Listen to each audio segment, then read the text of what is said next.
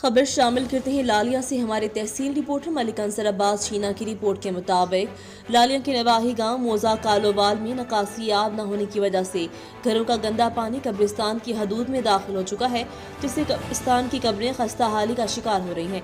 Media से बात करते हुए एडवोकेट हाई कोर्ट मेहर जहांगीर हुसैन अपनी तहरीरी अखबारी बयान में सूबाई हुकूमत से मुतालबा करते हुए कहा कि तहसील लालिया के नवाही गाँव मोजा कालोवाल में निकासी आब के बाद सबसे बड़ा मसला कब्रिस्तानों की खस्ता हाली का है।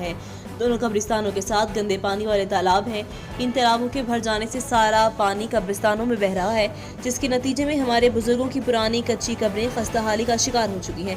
कब्रिस्तानों का आधे से ज्यादा हिस्सा छपड़ों की हालत इख्तियार कर चुका है। गर्ल्स एलिमेंट्री स्कूल के साथ वाक़या जनाजा गाह भी इसी वजह से तबाह हो चुकी है। इस मसले को हुकाम बाला तक पहुँचाने में मेरा साथ दें और मेरी आवाज़ बने। वाज़ेह हो कि मुंतखब अवामी नुमाइंदों के इलाके की इस दरीना मुतालबा सड़क और नाकारा सीवरेज सिस्टम अभी तक तशना मुकमील है, जबकि इंतजार करते हुए आधी मुद्दत पहले ही गुजर चुकी है और हर इलाका खसूसन मासूम तालिबात, तदरीसी अमला और राहगीर सख्त अजिया से दो चार हैं। मज़कूरा वाला अवामी मसाइल इंतहाई अहम और फौरी तवज्जो के मुस्तहिक हैं। राहगीरों और स्कूल कालोवाल के तालिबात को सीवरेज के लिए पानी में से गुजर कर स्कूल जाना पड़ता है।